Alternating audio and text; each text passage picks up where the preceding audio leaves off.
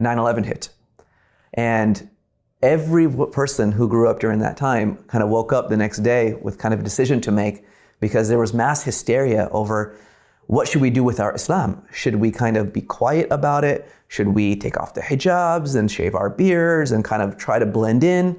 Or should we actually try to stand strong with our faith?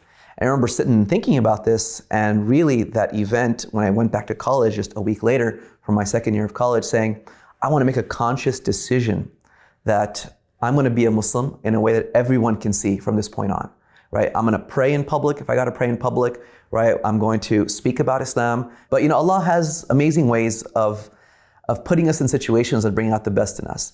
So definitely, that second year of college, of when you literally couldn't walk around the campus and there's not reporters going around or an event that's speaking ill about Islam or questioning, if Muslims belong in this country, was a time for me to say, this is who I am, this is what I believe in, this is what I want to stand for the rest of my life.